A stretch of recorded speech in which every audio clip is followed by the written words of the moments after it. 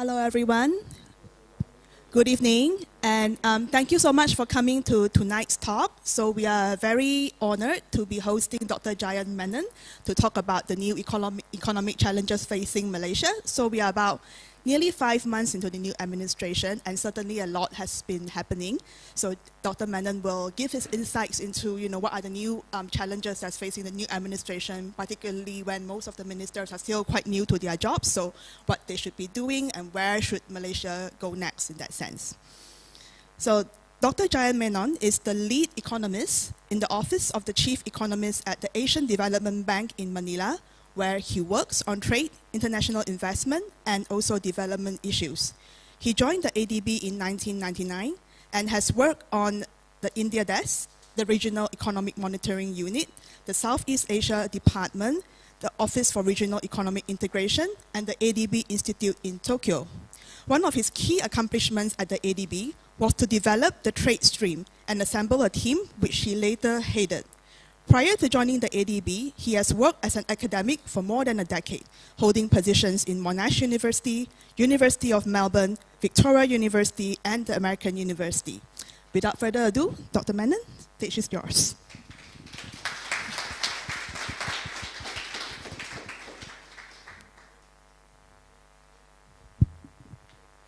Thank you. Thank you very much. Thank you very much, Pedro. First of all, let me thank all of you for making it out here so late in the evening. I've never actually given a talk this late. I've never been to a talk this late. So I hope it's worth your while that you should come out after, obviously, for some of you, a long day at work. And I hope you enjoy the presentation and participate in the Q&A at the end of this, and I'm certainly looking forward to learning from you as well in terms of what the new government in Malaysia can and needs to do to realize the great expectations that I think we all hold for them after the remarkable change in political parties that we recently witnessed. And let me also thank the Penang Institute for hosting me here. It's been a few decades since I've been back in Penang, but first time in the Penang Institute, and it's fantastic to be in this lovely building. Okay, so I don't want to speak for much more than 45 minutes, maybe even less than that, so we have more time. So let me get started with the presentation. So I think we all know now, it's cliche about how remarkable this change in government was. I do a lot of work in Cambodia, and I would have imagined the unthinkable happening in Cambodia with a change in government there before a change in government in Malaysia. But Malaysia has done it before Cambodia, and this is amazing. And I think, I wouldn't say this myself, but luckily the Economist magazine, in a subtitle to an article, said the following: the government, incumbent government then, tried every dirty trick in the book, but still lost. And so I think that basically highlights the appetite for change that we have witnessed. So I want to try and talk about the following questions in this presentation. I want to start off by looking at what I think are some of the key economic challenges facing this new government, what's required in the sense of reforms to try and meet those challenges. And then finally, I want to try and visit this topic of, what kind of change can we reasonably expect? We have heightened expectations. We have to temper them, I guess, with realities and constraints, the burden of history, the plural society that we live in. All these factors can impinge upon change, but how are they likely to play out going forward? Okay. So there are many challenges, and you can read about them almost every day if you pick up the newspapers. The newspapers are once again worth reading. I can see. I read them every day on the internet ever since the change in government. Before I only looked for the advertisements. Now you can actually read the articles. So there are many challenges. Here's a short list. It's not comprehensive. These are the ones I want to talk about. Firstly, arresting premature deindustrialization. I'll describe that in detail in a minute. Reviving foreign and domestic investment, reducing youth unemployment, and creating good jobs. Addressing all kinds of inequality, and finally, improving governance and strengthening institutions. So let me start with this issue of premature deindustrialization. Actually, this term was coined by a Harvard economist called Danny Roderick. Some of you would have come across his work. And he was talking about countries that, because of various technological shocks or terms of trade shocks, their manufacturing sectors started contracting too early, before their economies fully matured, and services grew too quickly, and manufacturing shrunk too rapidly as well, and sometimes agriculture too. Now, the latest manufacturing survey, which is dated 2012, the new one hasn't come out yet, showed that the subsector within manufacturing, the biggest subsector is no longer electronics, right? It used to be electronics. Now it's petroleum refining and palm oil processing, right? With 19% and 12% respectively, okay? Now, why is this a problem?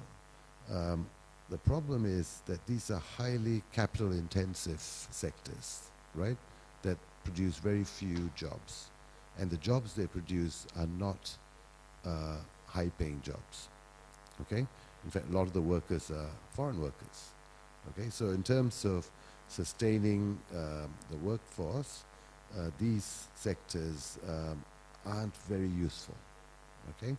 In fact, the same can be said about electronics as well, which is, you know, largely manned now with foreign workers. But certainly there are a higher share of good jobs in electronics than there are in petroleum refining and palm oil processing. Electronics still hires engineers and other people with higher skills than these other sectors, okay? So therein lies the problem within manufacturing. Now, associated with that is a falling share of trade as a percentage of GDP, okay? You can see that this has been dropping around from about the global financial crisis, okay? Around the early 2000s. And both exports and imports have been falling. Malaysia remains a highly open trading nation, but the share of trade has been dropping. Yes, although you can see the gap between those two lines since, again, the early 2000s suggests we now run a trade surplus. Okay, exports are growing higher than imports, but they track each other quite closely because of this global value chain trade, right? We import a lot of the inputs and then we add a bit of value and export them again in electronics and other related industries. Okay, so so the structure of the Malaysian economy is changing as if it's becoming advanced industrialized economy, but if you look more closely, the high-paying services jobs are limited, and the jobs within manufacturing are now also not the kind that we need to sustain high living standards. Okay? So if you go back to the early post-colonial days, Malaysia was heavily dependent on commodities, right? Rubber and tin. And we did a bit of processing of them, but we mainly exported those. Now we've gone back to commodities. It's just that the commodities themselves have changed, right? It's palm oil and oil, okay? So that's the concern, right? In the structural transformation towards a high income advanced country as envisioned in the Vision 2020. And this needs to be addressed. Okay. Now related to this is the slowdown in both foreign investment and domestic private investment. Okay? In a sense, FDI, or foreign direct investment, never really recovered from the Asian financial crisis of 97, 98. Okay?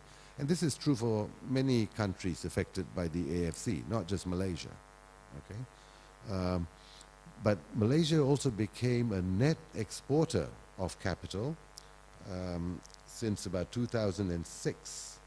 You can see the red line there from about 2006 exceeding the blue line. That's red line is outflows and blue line is foreign investment coming in. Until very recently, where suddenly outflows also collapsed. Okay? Right, but the point here is that FDI, which was the engine of growth for so long, has dropped significantly and never really recovered. Okay? Yeah. How about investment? Domestic investment, or gross fixed capital formation as it's called. Here again, you can see that sharp decline after the Asian financial crisis of 97, and it's really just, kept its share relatively constant after that, okay? From about, you can see this thing here, yeah. And if you look at the difference between government investment, public and private, again, before the financial crisis, the blue bar was quite large. Everything dropped sharply, but the red bar started playing a bigger role until quite recently. Okay? But overall, again, total investment is way below what it used to be before the Asian financial crisis, right? The blue bars have lately, towards the end, been recovering, right? And people hope that this is a good thing with GLCs not crowding out investment. But investment by GLCs are also considered as private investment, right? Because they are not government companies, they are government-linked companies. So it's still not clear whether this is the private sector coming back into the picture or just GLCs boosting their investment further. But I'll come back to this point a bit later. Okay, so that's the investment story.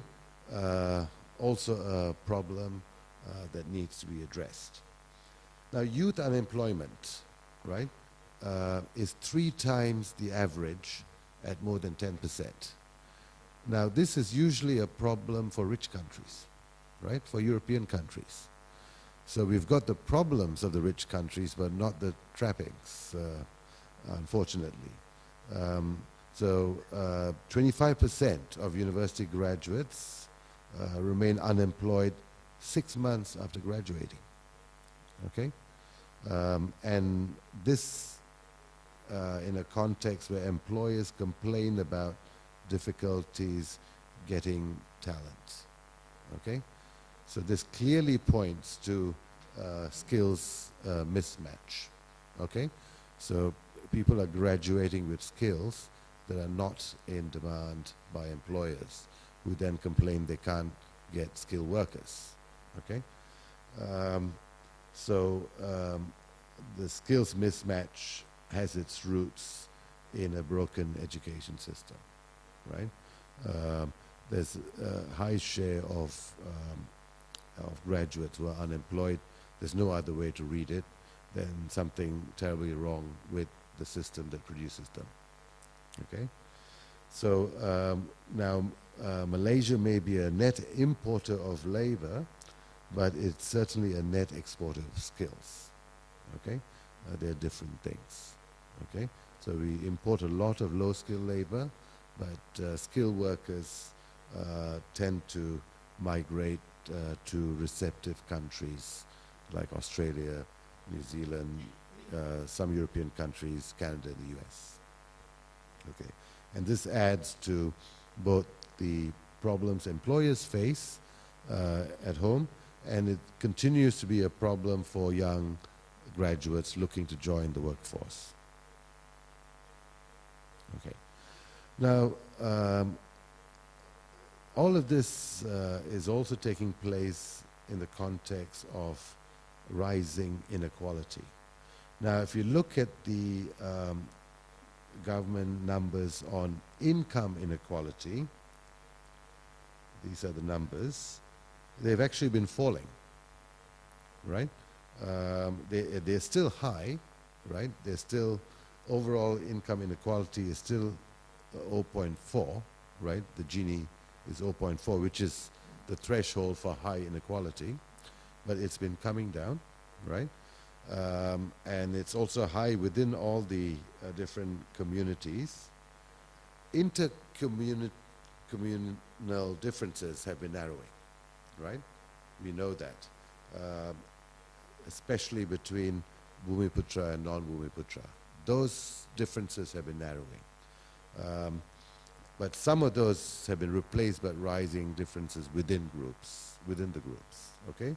But overall, income inequality has been falling, but income inequality is a very crude measure of overall inequality, right? The difficult measure to calculate is wealth disparity, right? Wealth inequality. And data there is both limited and unreliable, okay? Because people don't declare all their wealth for obvious reasons, and in fact there are no official statistics on wealth disparities, okay? But there are indirect indicators of rising wealth and other inequality, right? Wage inequality is rising within the country, and all forms of social marginalization and exclusion are rising, with pockets of poverty emerging all over the place, you know, within rural communities, particularly in some of the more backward states. You are fortunate to be in one of the more advanced states here in Penang, right? Yeah. And if you look at this, I don't expect you to be able to read everything, but you can see, just to give you a broad picture, half of Malaysians earn below 2,000 ringgit a month, okay? And only a third of them have tertiary qualifications, and the mean is 1,703, okay? And as we all know, cost of living is rising, right? Not always due to the government, but, you know, external factors like rising oil prices and now a potential all-out trade war. But certainly living standards are under a lot of pressure, right? And I think this is going to be a major challenge for this new government going forward, because you cannot have sustainable growth if these disparities continue to widen, right? They will eventually lead to social instability and, in the worst case scenario, political problems. And, you know, the Arab Spring is just one example, but there are many others. Right. Okay, moving along, and this has been a lot in the news. Malaysia, of course, is facing quite a large debt constraint, and the government has produced a new debt number, and this debt number, this is what it looks like. This is not the traditional measure that is used by the rating agencies and other international agencies, but it does provide, I think, a more holistic representation of overall obligations, right? And the government debt that is reported by the previous government is that number 686.8, okay? And this government has placed more attention on the two new components, which is the private public lease payments of 200 billion and the government guarantees of 199 billion, okay? These were always there, they weren't hidden, except that this government has felt it necessary to actually shine the torch on them, right? To raise more awareness of these other numbers, because they claim that the previous government had been trying to engineer debt in a way that reduced the official number and increased these off-balance sheet numbers, okay? Now, if they're doing that, then you should be looking at both, right? To get a better idea of what future generations will be burdened with, right? Even the current generation, okay? So I think it's useful to look at these things and have a fuller picture, although I think it's also fair to say that it's not, the 686 number is the number that most countries report, and that's what rating agencies use. But if you're trying to engineer things in a way that underestimates that number and puts things off balance sheet, then we should have both and look at both in terms of getting a full picture of liabilities. Okay, but whichever way, debt is an issue, and it's going to be a constraint on future growth unless it's addressed. Okay, and finally, this has been talked a lot about, been a lot discussed, especially with the change in government. You know, the new government has committed to better manage public resources, you know, to try and limit corruption. And I think it's important to recognize that, you know, old-fashioned financial corruption and corruption of institutions feed off each other, right? The degradation of institutional quality of the judiciary, the police, the press, and even the anti-corruption agencies, right, needs to be addressed if you're going to deal with improving the investment climate and going forward with a better system of governance, okay? Yeah. But to deliver this kind of change, the public bureaucracy has to be on board, right? And I think this is another challenge facing the government, right? The bureaucracy has only known one master for 61 years.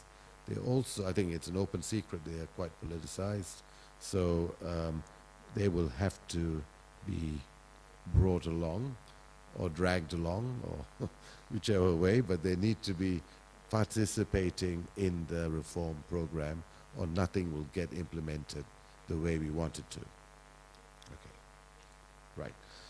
Okay, so that's, I think, some of the key challenges facing the government, but I want to now focus in on two issues that I think are both important and interrelated, right? There are many factors to be overcome, but the two issues I'm going to focus on the reform of government-linked corporations and the dealing with the affirmative action program going forward. right? And the two are related because in Malaysia, unlike any other country that I'm aware of, government-linked corporations were given an explicit role in the affirmative action program, okay? So if you have to address both of them, I think, if you're going to deal with these key challenges facing the government. Okay, and this is an area I've been working on for a while, and when I wrote about this a few years ago, I came under a lot of criticism, and especially not just from the head of BNB, Tan Sri Abdul Wahid, who has subsequently stepped down. But I think he's a good man in a difficult position. And what he had to say about my paper for ideas was that, you know, if I think that GLCs contribute towards income disparity or the crowding out of private investment or poor governance, these are all totally misplaced. I think subsequently now, we have seen that with the new information that's come out, many of these concerns are real. And Khazanah was also very critical of what I wrote, and we have subsequently seen how, you know, the board has actually resigned, and they're looking to make significant reforms of the GLICs as well as GLCs. So maybe let me start there with that. But first of all, it's come back into the debate just before the elections, when some of you might remember this, Dr. Mahathir claimed that they'd lost the original function and it become so huge and rich that they're now monsters, right? He called them monsters. And then there's now been evidence that's been revealed that both Khazanah and Bank Negara had been used, their revenues had been used to service the debt of one MDB. In fact, the governor of Bank Negara resigned almost immediately. And as I said, the board of Khazanah subsequently resigned, offered their resignation en masse, which has been now accepted, right? So clearly there's a problem. It's become very clear with evidence with the new government. So what do we do, right? So with GLICs, the government-linked investment companies, the ones that feed the funds to the GLCs, the Khazanahs and, you know, the Tabung Hajis and Tabung Tentra and all of them, PNB and so on. With them, I think it's a bit easier, right? And this is already kind of taking place.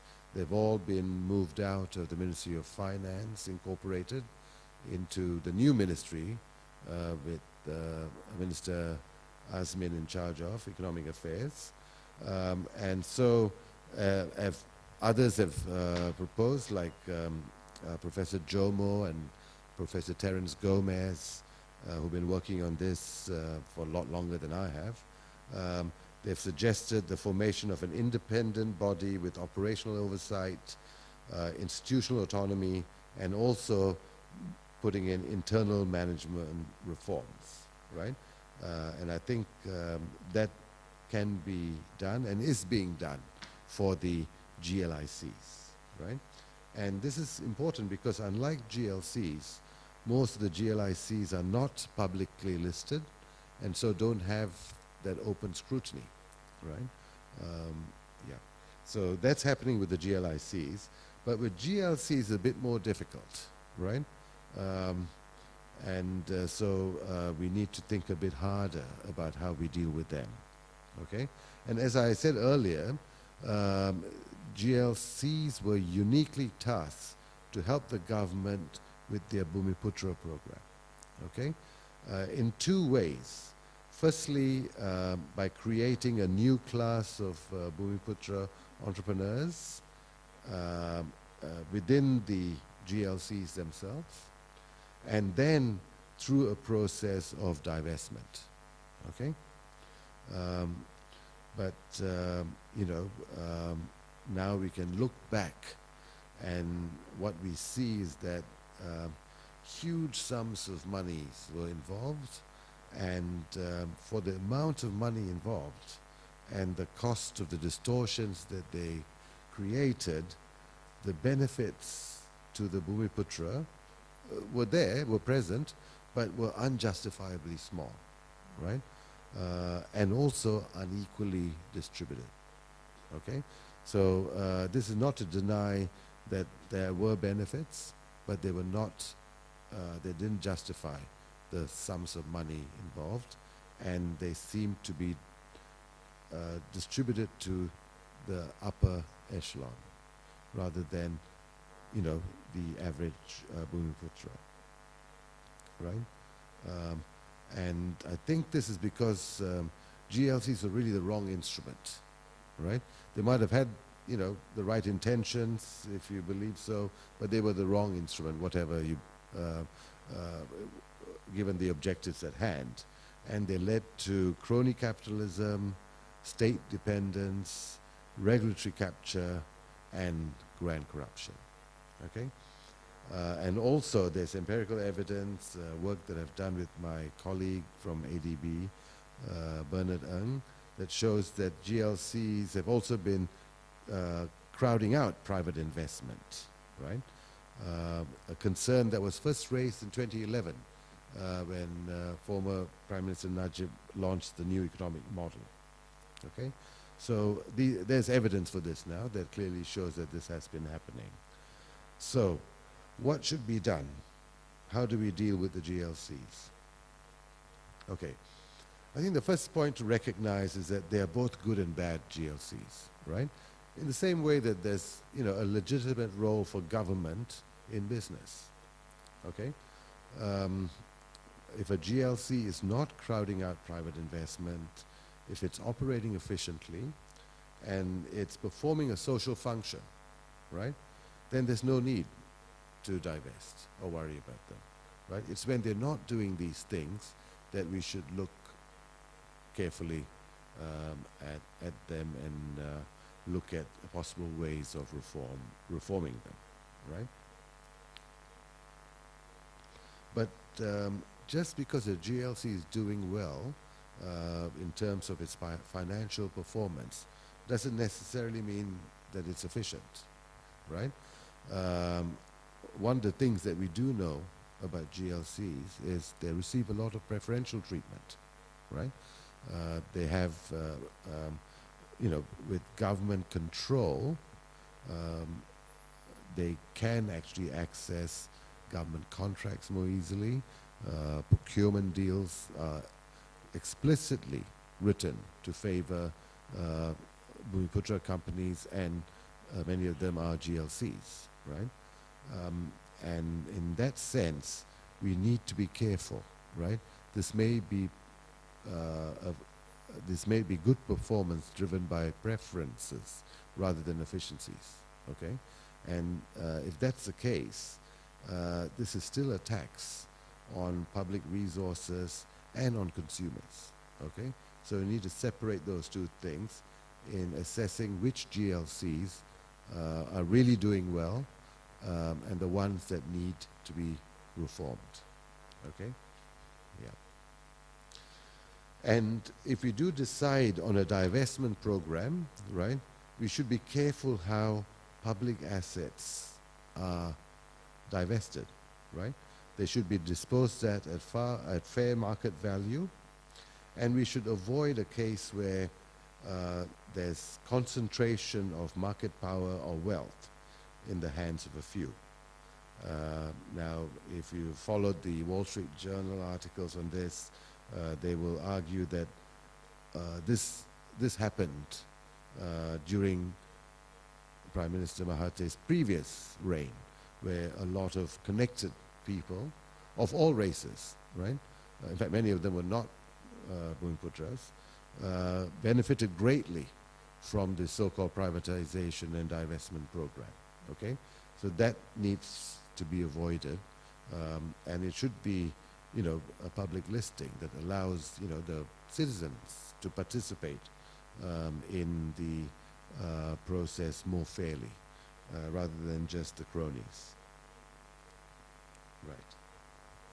And also we have to ask ourselves, right, what are GLCs doing in areas like real estate, property development, construction, retail, and media, right? Yeah. These are not social goods. These are not natural monopolies. You know, why are they there in such a towering way, right? Why are some of them, even operating under monopoly-like conditions, still making losses? Okay, yeah. In fact, the Ministry of Finance Incorporated itself showed that 15 companies were making losses in 2015, and many of these losses were off balance sheet. Okay, so what we need is to get at the final list of GLCs requiring reform, we need a proper detailed study of all GLCs, right? We usually hear about the big GLCs, the ones that are dominant and household names that are in the stock market and so on, but there's hundreds of them in the state level, right? And there's all these statutory bodies and so on, and they don't come under the spotlight, and they too need to be looked at, right? And we do need a proper detailed study of big and small GLCs to determine which ones need reform or divestment or both. Right. Okay, so that's my story about GLCs. So I think I want to move on to the second issue, and this is you know, bringing back meritocracy into the system, right? And whether in fact the new government has the mandate to do so, okay? And this is the elephant in the room, right, which hasn't been really talked about very much, although I'll show you in a minute how it has in fact been mentioned for a long time, and also more recently, right? The Bumiputra program, or the Affirmative Action program, which started with the NEP, the New Economic Policy. And if you go back to the original NEP, we find that its original tenets were very clear, right? It was poverty eradication regardless of race, and eliminating the identification of race with economic function, okay? Those were the clearly stated original tenets. And at the time, this made good sense, right? You know, in 1960s and soon after that, more than 52% of the population lived in poverty, and the vast majority were rural Malay farmers, okay? Of course, there were pockets of poverty amongst the Chinese and the Indian communities, but the vast majority were Malay farmers, right? And so, in that context, you didn't need to check on socioeconomic status in providing preferential treatment, right? You could have, but it wouldn't have mattered. It would have been redundant, okay? Means testing would not have been very useful, okay? But after the first 20 years, right, it became quite clear that things were getting quite entrenched, and that most of the target audience, although they benefited originally, right, were no longer benefiting in any significant way. But then a very small minority were making huge gains, okay? So in the initial phase of the NEP, we saw a sharp drop in poverty, okay? And a lot of rural Malay farmers were lifted out of poverty, as were poor Malay and poor Chinese and Indian, you know, plantation and tin mine workers. But then, After that is when things got complicated, okay, after the first 20 years. But things continued without means testing, right? Okay, so here I have a few quotes, and since I've been talking for so long, I want to try and get you to see if you can tell me who said each one of these three things, okay? The first one is, let me read it out. The NEP is like crutches, which when used too long would result in atrophy of the muscles, making the users so dependent that their inherent capability regresses. Okay? That's the first quote. I'm not going to tell you who said it yet. Mahathir? Yes, okay. So that wasn't hard in his memoirs, right? Yeah. I think the medical reference also is a bit of a giveaway, probably. Okay. All right, let's try the next one, okay? It's time to review the NEP's implementation to make the program market-friendly, merit-based, transparent, and needs-based. Who do you think said this? Anwar? Anyone else? Najib. Yes, this was Najib, right? Launching the new economic model in 2012, okay?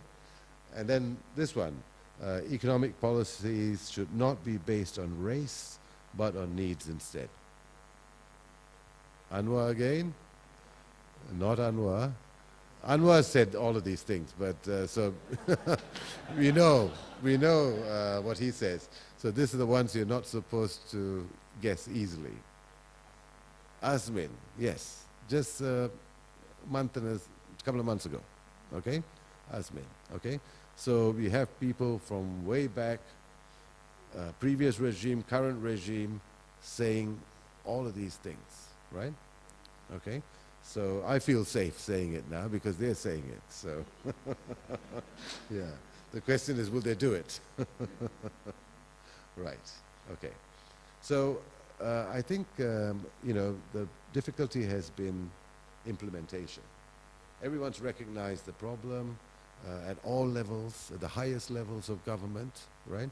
The question is, how do we do it without rocking the boat? Okay. So I think, in my view, the way to do it is firstly, recognize that it's not a binary choice. It's not all or nothing, right? It's not like we need to overhaul the whole NEP, right? Or whatever you call it now, okay? There's a broad spectrum of choices that lie in between, okay? Right. I should hurry up. There's no such thing as a pure system of meritocracy, right? You know, people often think of Singapore as the beacon of meritocracy. Even they have a rotating race-based president, okay? And the Prime Minister's wife happens to be the head of their biggest wealth fund. Coincidence, okay? So, you know, meritocracy is not a definite thing, it's a degree, right? And I think in a multicultural society or multiracial society, you need to strike that balance between meritocracy and society. The problem is that it's gone too far in one direction, and it's been unsuccessful, right? It's been unfair to all, right? And now it's also becoming unsustainable, okay? You cannot keep squeezing a minority to continuously subsidize a growing majority, okay? So it's going to break sooner or later. So it's not really a choice anymore. Something needs to be done. And I think the way to do it would be not to think about it as a racial issue, right? Or a racial redistribution issue, but rather a break with a system that's been corrupted, right? A system of patronage and cronyism, okay? You know, if you apply a race-based quota that results in the most politically connected within that race getting the benefits, right? You don't help that race, right? And furthermore, patronage politics cuts across race, okay? Especially at the top end, of the wealth distribution. Okay, so people of all races have benefited through the system because of their connections, right? And that's the problem, right? And that's why I think large numbers of Malays and non-Malays feel left behind in this program, right? And I think if we can reform the system in this way, you know, the main beneficiaries, paradoxically, could be the Malays in the long run, right? Because they are the majority, okay? And this is a switch that will benefit the majority in the long run, right? The poorer Malays are the ones that see more benefits than they do right now in a system that's supposed to be targeted to help them, okay? So the gains, I think, to the majority would take place at the expense of a small minority, okay? Of political patrons and cronies of all races, okay? So cronyism is colorblind, right? Yeah, so all of them, I think, would lose and the majority would gain. Okay, I'm running out of time, so let me try and finish off by talking a little bit about the challenges facing this government. Another 5 minutes? Yeah, I'll just finish at 5 minutes, okay.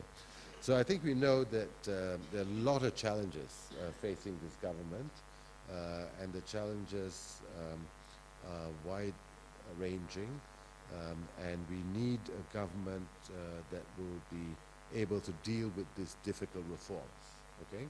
But we have, in reality, a government, a coalition government, whose main bond is convenience, okay?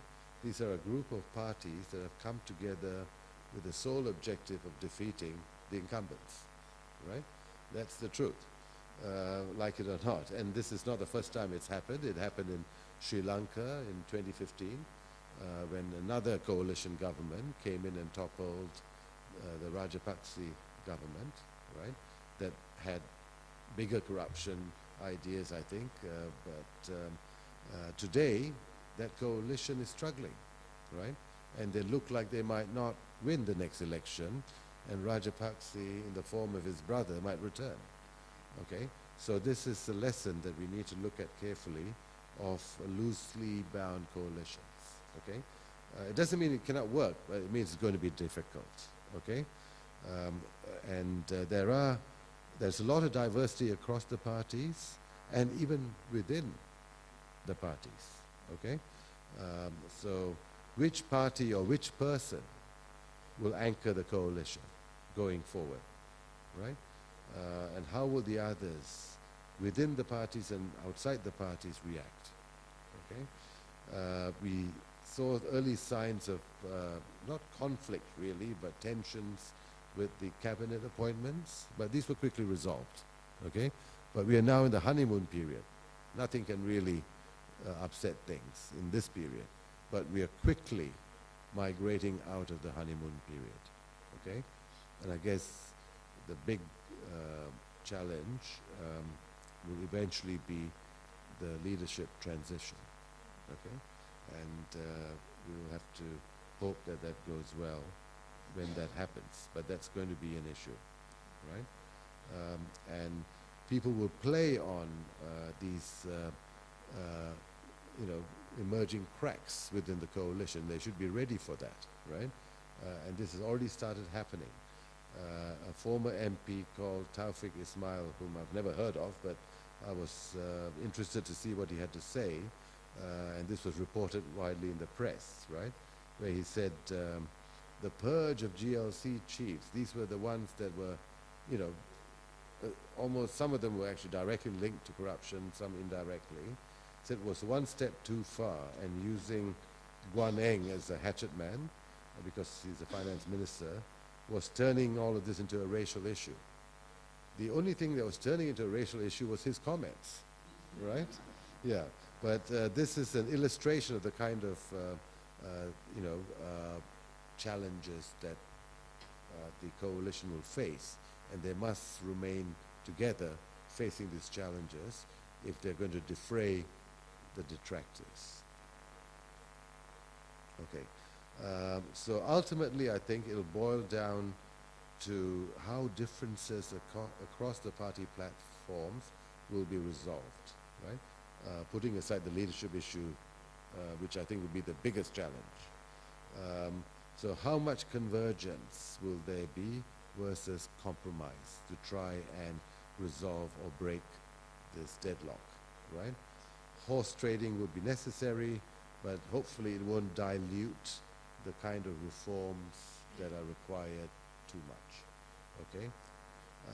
I think this, more than anything else, will determine the kind of change this new coalition government will be able to deliver, and hopefully it will be more rather than less, since clearly expectations are very high, and in some sense everyone will be disappointed, but let's hope we are not too disappointed with what eventually happens. So I think I've gone a bit longer than I planned, but thank you very much for listening, and I hope to receive your questions and comments. Thank you very much. Thank you. Dr. Menon, I'm Lee, just an entrepreneur in Penang. I actually have a very small, simple question, but really puzzling me. Now, the previous government, Barisan, you know, with all this, first of all, I want to thank you for all your points that I pointed out. Relevant, definitely is top grade.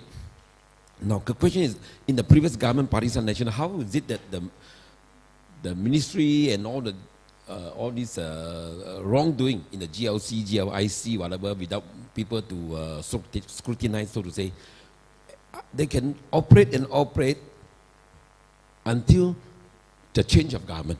And now we review so many sheets. Can you answer me that? Can we have another two? Next question. The lady at the back and the gentleman in the front, please. Thank you. Thank you for your presentation. Two quick questions. One is you're highlighting a whole list of challenges. So which challenge should we prioritize, and do you think the current government is tackling them in the right order? And second question is, one point you pointed out is FDI. So what is the comparative advantages if I were a foreign investor, then why I would like to invest in Malaysia? I would like to hear from your opinion. Thanks.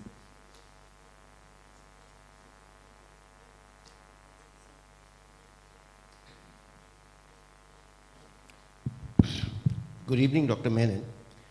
I think most Malaysians, if I can speak for them, agreed with the concept of the new economic policy as it was formulated in 1971. But somewhere along the line, especially after Dr. Mahathir took over, the implementation went wrong. You see, Dr. Mahathir has queer ideas. Now, I do not know of any other country, correct me if I am wrong, which provides government assistance for people to become millionaires. Mahathir was obsessed with this idea of creating Malay millionaires. You know, that is totally wrong. There is no social or moral reason for the government to subsidize Malays to become millionaires. You have Malay individuals, businessmen, who are buying bungalows and they are given 5% discount, when a non-Malay, low-cost purchaser doesn't get any discount. See, that is where it went wrong. And I'm very pessimistic about what the government can do, because the man who was part of the problem is now supposed to be part of the solution. Now, a leopard never changes its spots. Soon after coming to power, he talks about the third Malaysian car. Now, when he was asked about the APs, he says, we must continue to give the APs to the Bumiputras. Then, he also says, Khazanah must divest its assets to Bumiputra businessmen. This is an experiment they tried. Almost every single businessman failed in 1997, 1998, because of the huge debts that they took. In fact, I have postulated a number of times that Dr. Mahathir decided not to take IMF funding and decided on capital controls. Because if they had tried the IMF remedy of increasing interest rates, every single Bumiputra enterprise, including government-linked companies, would have failed because all of them were highly geared. Now, my second question is with regard to Dr. Lim Teck Kee's findings. Yeah, I was about to say. That was, in a sense, it is a question because you would have comments. You know, I cannot frame a proper question. Now, the second question is with regard to Professor Lim Teck Kee's findings. Professor Lim Teck Kee, a well-renowned academician, says that the Bumiputras have already achieved much more than 30% of corporate equity. So that calls into question not only those statistics, but I question almost all the statistics provided by the government. Thank you. Thank you for. So thank you for your question. So the few questions that we have. So the previous government, how did the JLCs actually manage to hide their corruption and issues? That's the first question. Second, the second question would be which challenge among all the challenges that you pose should be prioritized, and what's the government doing about it, and also how to attract FDI to get that back on track in the country. And the third question is about basically NEP and the implementation problems and the fact that we have the man who made everything wrong at the helm now again to supposedly to make everything right. And the trust of statistics in Malaysia, like are the things that are being reported actually true? In your opinion, Dr. Menon, please. Thank you.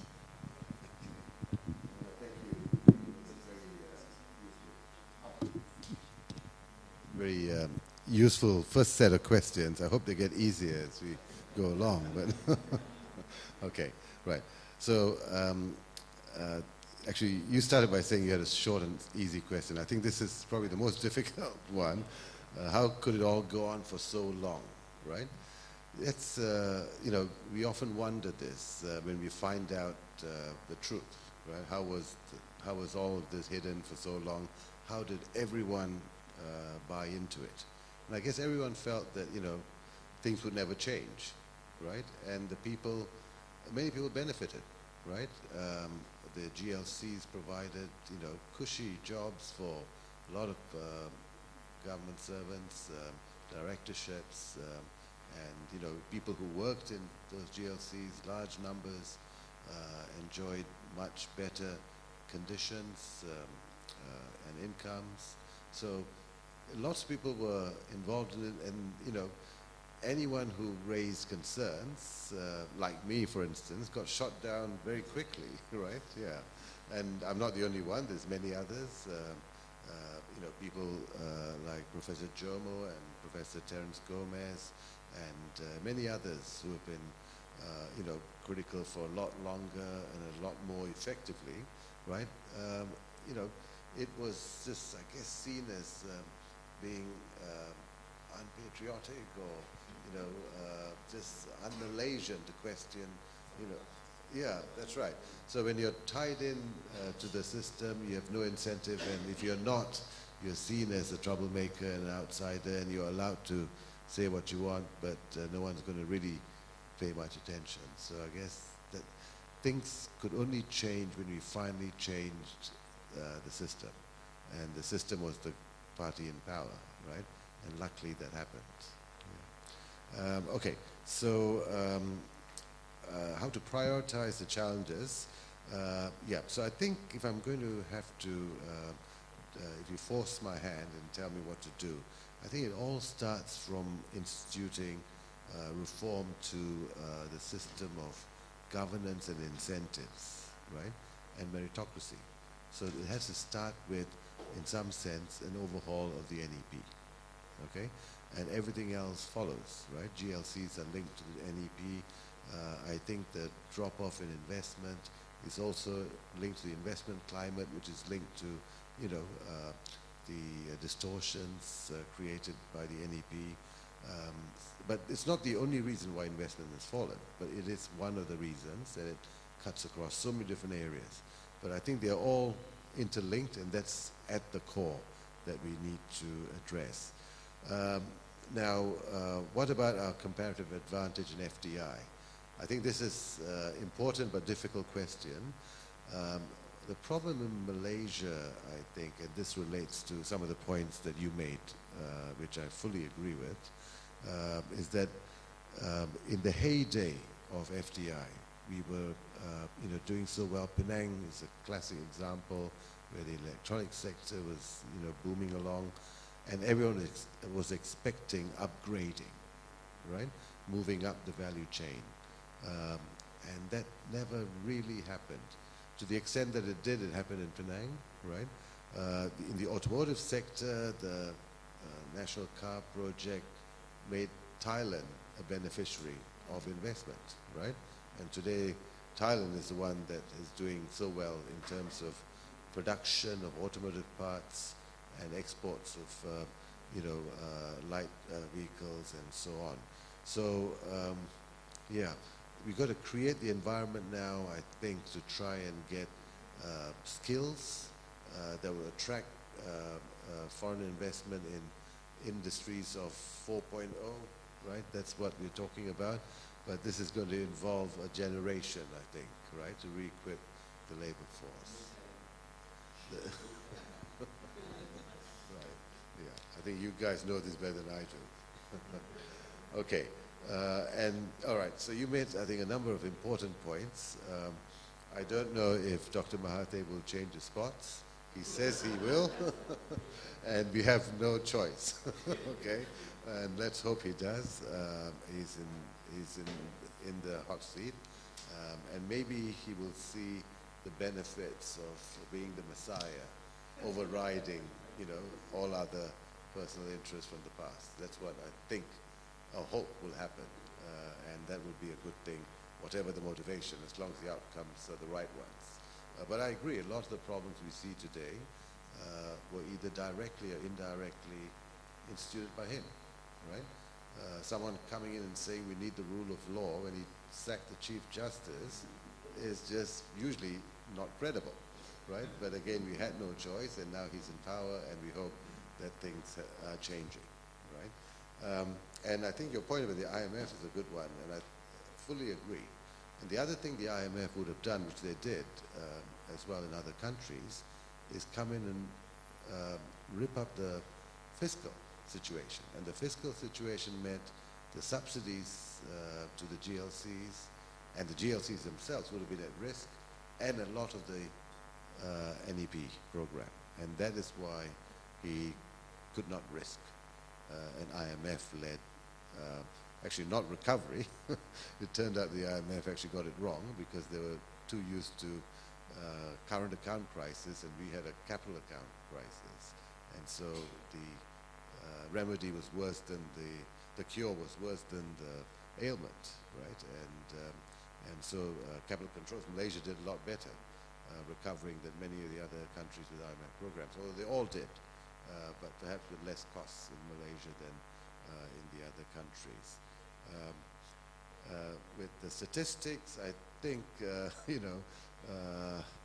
what they say, lies, damn lies in statistics. But I think the quality of data here varies by, sector and by issue. Statistics are never perfect.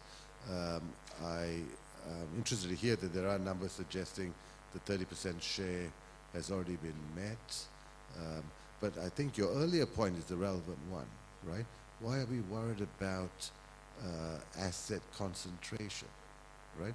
If it's 30% of assets distributed amongst, equally, or not even perfectly equally, but fairly equally amongst the Malay community, that's a great thing, right? But this is through concentrations of wealth, through millionaires who are then beholden to you, right? So it's a system that really engenders patronage and dependency, right? Yeah, and corruption. So hopefully this will not be the solution again. And as I said earlier, this has been highlighted once more by the Wall Street Journal. I'm not usually a fan of everything they say, but this time I think when they talked about, the privatization with Winston Tan and Ananda Krishnan and all of that in the past, how will that all pan out now? We need to learn from the lessons of history and not repeat them when we try and solve the GSC problem with divestment. Otherwise, it's just, going back to repeating the mistakes of history, and I hope that doesn't happen. But thank you for your comments. I agree with what you have to say. Okay, thank you. Thank you. Can we have another few questions from the floor? Gentleman in front, gentleman at the back, and lady in the second row. Thank you.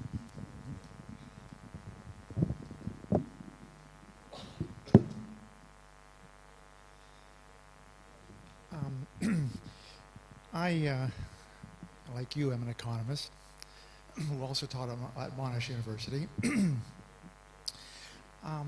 When one goes ahead and looks at questions such as the one that was posed, and the title of your discussion, and you deal only in macroeconomic facts, some of which I think are questionable, it becomes very difficult for a government to try and figure out, on the basis of that area, how to move ahead.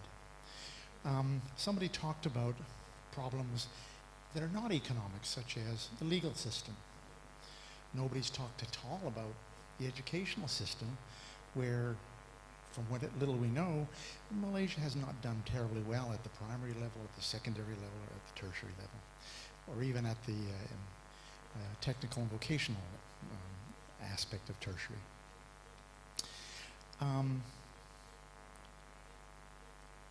One of the things that I have been struck about when thinking of the question is that many companies have had to do major turnarounds. Major, huge companies have had to do huge turnarounds. And there are a whole bunch of things that one has to do to get it right. One of the problems that exists in government, I think that we all know, is that we have a civil service with perhaps 100,000 or 200,000 people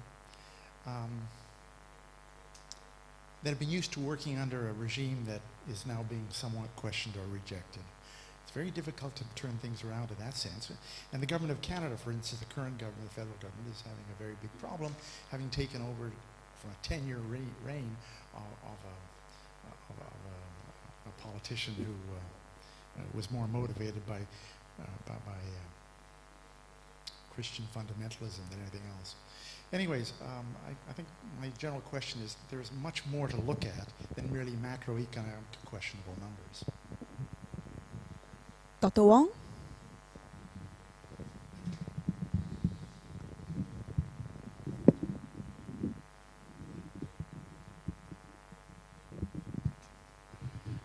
Thanks, Dr. Menon. Thanks for your enlightening talk. I'm Chin Huat from Penang Institute.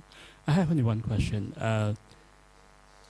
Do you think all the economic reforms you talk about, from combating corruptions and patronage to getting the right balance between meritocracy and social inclusion, would those reforms be better done with decentralization? So in the sense of, instead of talking government as a singular, should we talk about governments as plural? Thank you. Dr. Wahifi?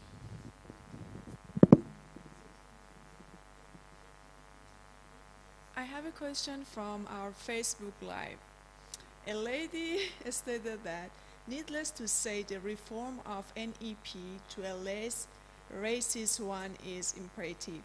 She wants to know whether the NEP reform needs amendment to the Constitution. Thank you.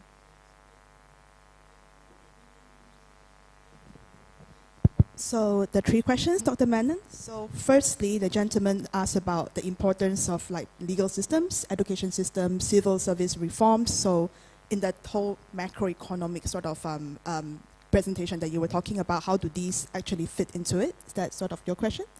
Yes, and the second question by Dr. Wong is about the economic reforms that we talk about tonight, battling corruption, meritocracy, reforming the JLCs. Would decentralization actually be more effective? So governments instead of one government.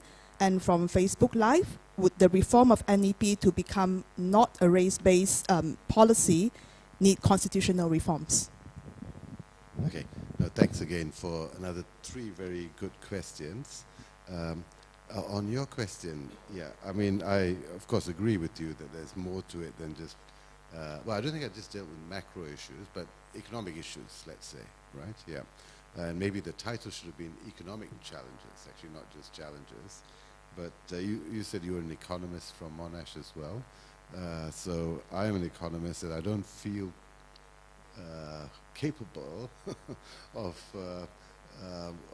actually offering advice on areas like education reform and so on, where I'm not trained or skilled in. But I think I recognize the difficulties of the education system in terms of its economic implications, right? The youth unemployment, the skills mismatch, and so on. But how you fix the education system is beyond my set of skills, and I wouldn't want to venture into doing those sorts of things apart from recognizing that, as you say, these are very important issues, legal reforms, and a whole myriad of non-economic factors must come into play. And in some sense, even this government is looking at a lot of institutional reforms with the committee, apart from the eminent persons group, there's a subsidiary committee on institutional reforms, and both of them, I think, need to work together, because you cannot have economic reforms without dealing with the institutional changes, not just for implementation, but also in terms of governance and so on. So I fully agree with you, and I've kept away from them only because I don't feel, I'm the person with the right knowledge to address those things, except to recognize them and to recognize the economic impacts. But they will be as important, if not more important, in delivering the kind of results we expect from this government. Sure.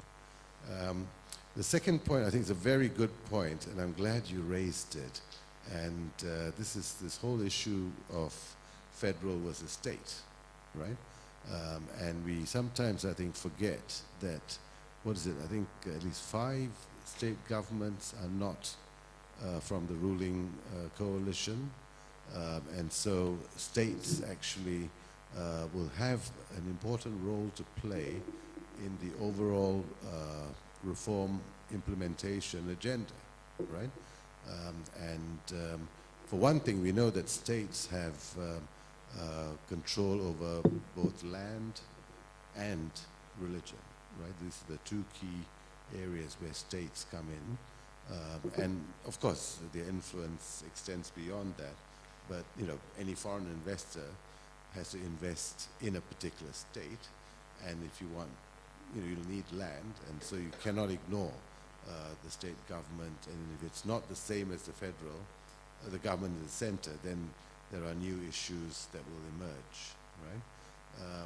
And even in terms of implementing the changes of the NEP, right? I think a difficulty will arise at the state level when the state government may not be of the same persuasion as the center. So this is going to be a big issue going forward, and I don't know how you resolve it, but it's a new challenge on top of all the other challenges of implementation between the state and the center. Yeah, thank you for raising that. So we're all celebrating this change in government, but that's just at the center. Of course, a lot of states also have the same government, but a number of them don't, and that will be a problem going forward.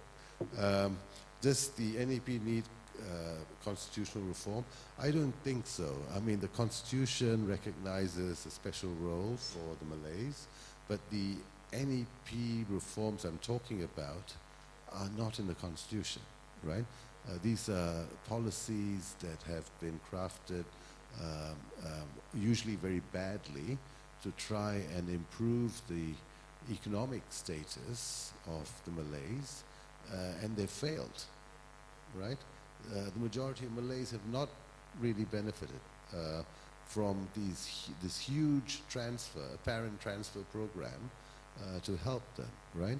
You know, the special status is there, and that's not being discussed or debated, right?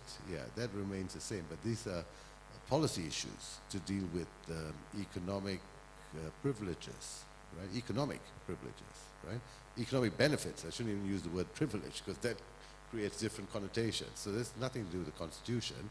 As I said, if we can reform this system to break away from patronage and corruption, the main beneficiaries in the long run, I think, will be the Malays because they're the majority, if nothing else, right?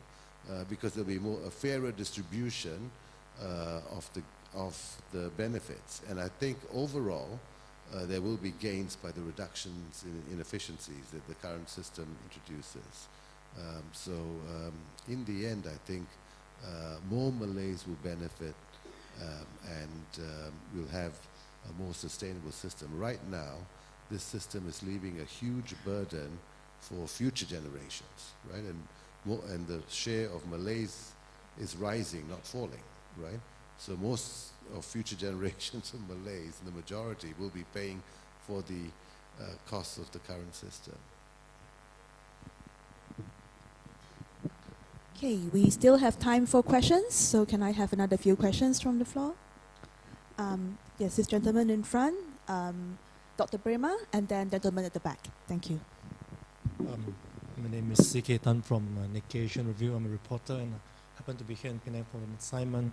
So when I heard that you'll be speaking here, so I thought I should drop by. My question is that you show us through the slides that the economy now basically is dominated by the services sector and then also the oil and gas and palm oil production taking the lead.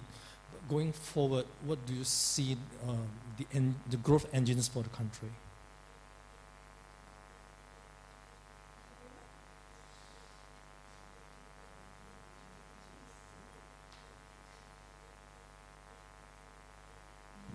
Thank you very much for your presentation. I have two questions based on what you shared. The inflow of lesser skilled workers and the outflow of Malaysian skilled workers.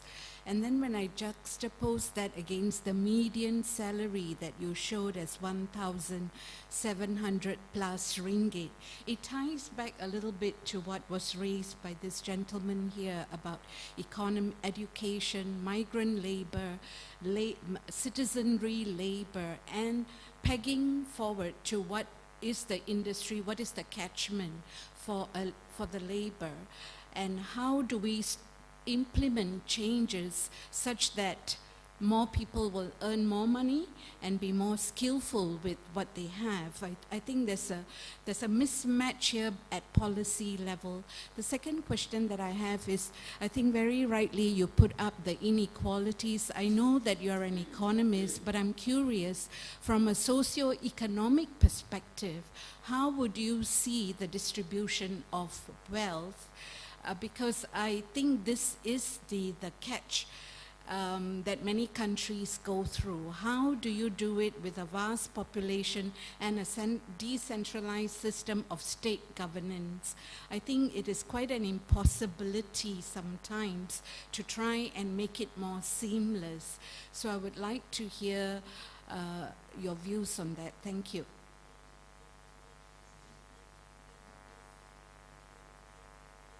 Good evening, I'm Mr. Teo. I would like your opinion. If you are an investigator today, 100 days after the election, do you think Malaysia have a solid government? Do they really have one government and not everyone that change every 24 hours? That's my first. My second thing, now we are talking about NEP. The person who is responsible for that is the person who created the Bumiputra policy, is the one that is responsible for the brain drain. If they cannot tackle the Bumiputra policy, think out of the box. That means there's three things we mustn't touch in this country. The Malay rights. Must respect them, respect the king and the sultan. And thirdly, Islam. Any other thing is a fair game. Otherwise, if they don't think out of the box, Malaysia will be going down once the petrol is finished. Because until now, we are very lucky. We have gone through very hard time, but we are safe because the petrol was $100 a barrel. Remember, 2 years back, it was 35 US dollar a barrel. And the government have a hard time. And if the same problem came again, when the petrol will be about $60, $50, or we need to import petrol instead of exporting 600 barrels of petrol a day, then I can't see how Malaysia is going to feed those young generations. 60% are less than 21 years old. We have gone from 20 years ago, a population of 24 million to 32 million. Thank you very much. Thank you. So the few questions we have for this round. So the first question is that, as presented by Dr. Menon earlier on, so we are dominated currently, the economy is about services, oil, gas and palm oil. So what's the future growth engine for Malaysia's economy? The second question is to do with labor issues. So the inflow of less skilled workers and the outflow of skilled workers. So what's the catchment for that? So how do we actually raise wages and make it more productive? And the third question is from a socio-economic perspective, how would you see the distribution of wealth in that aspect? And the third person to ask questions, so is your first question about as an investor point of view? Is that what you meant? Like from an investor point of view, does Malaysia actually have a solid government currently to basically instill investor confidence again in terms of foreign direct investment? And the second question is with relation to NEP, the Bumi policy and the brain drain. So sort of like how this all goes together and how do we actually basically counter economic problems from that point of view? Is there a question about that?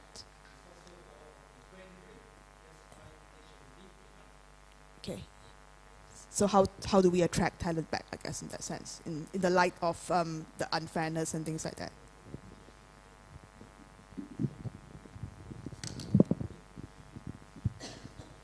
Right. Okay, so the first one in terms of growth engines going forward. You know, I guess people often talk about services as being the area where, you know, good paying jobs are available, and I'm sure they are.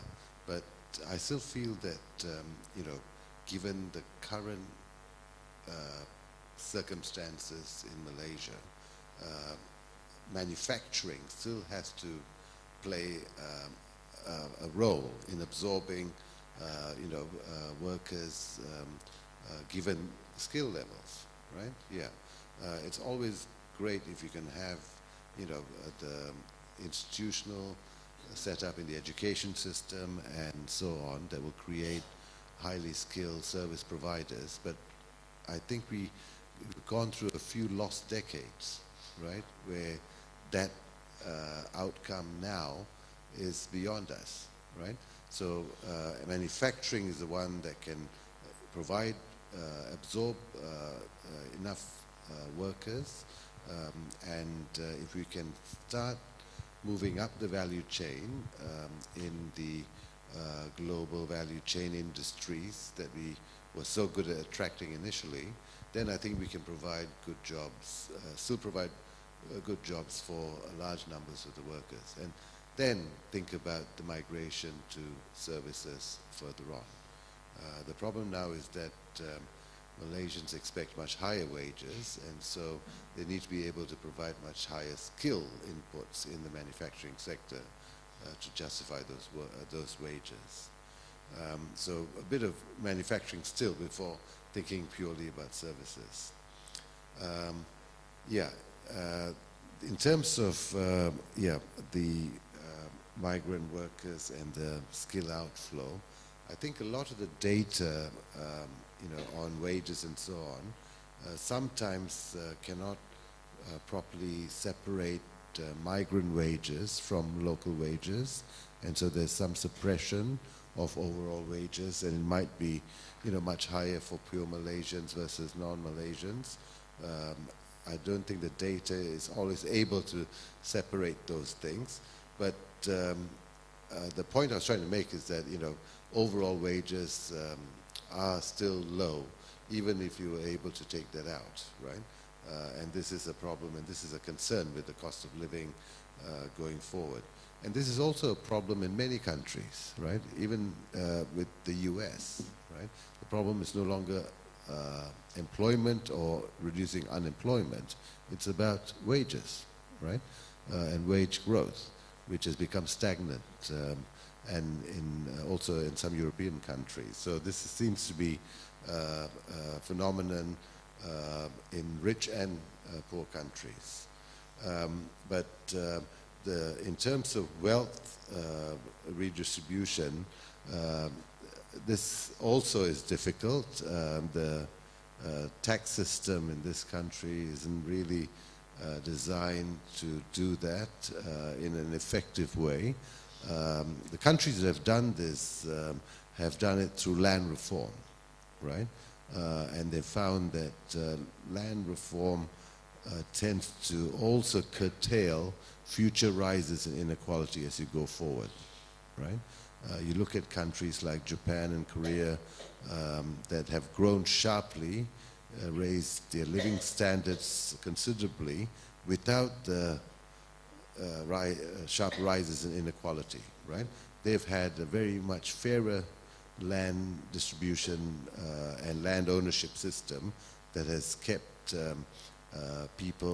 kept ownership of land much more equitably distributed. So right now, I think, you know, if you can deal with land reform, that would be one way of arresting or reversing wealth inequality and arresting future rises in inequality going forward, but it's not easily done.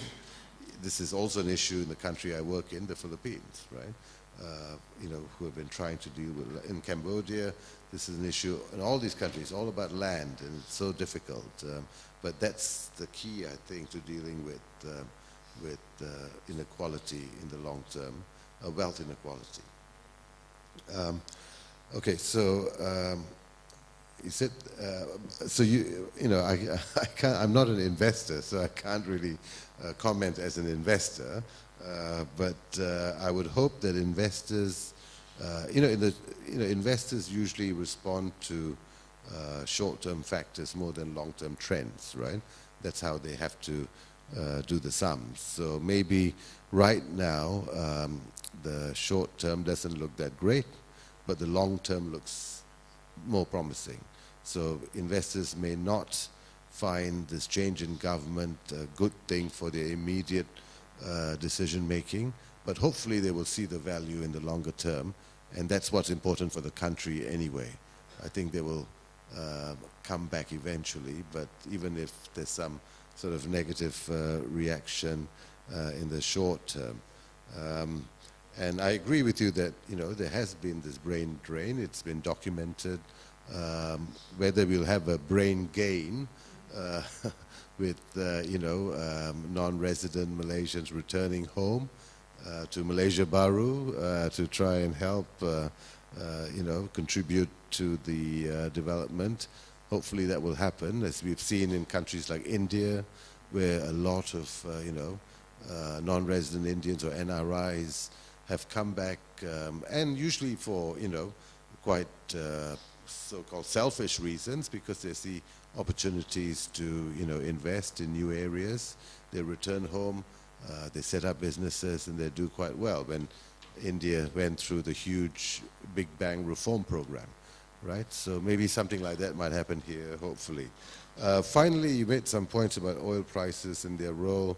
I agree with that, and I think for a long time, a lot of the excesses in terms of, subsidizing the GLCs were made possible because of high oil prices.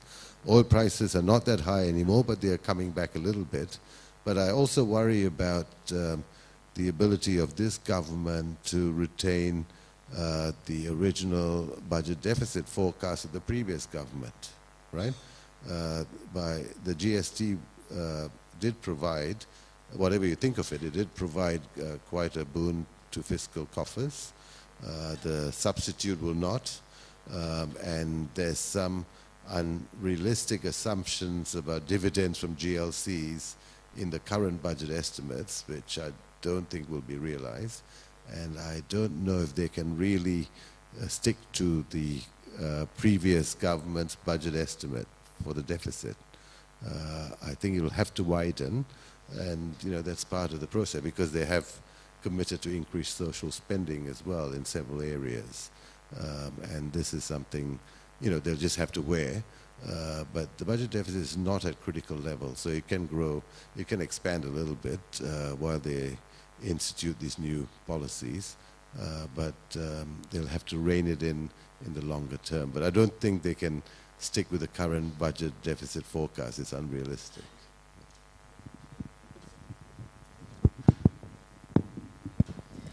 Thank you, Dr. Menon. So it's already past 9:30, so we have reached the end of our event.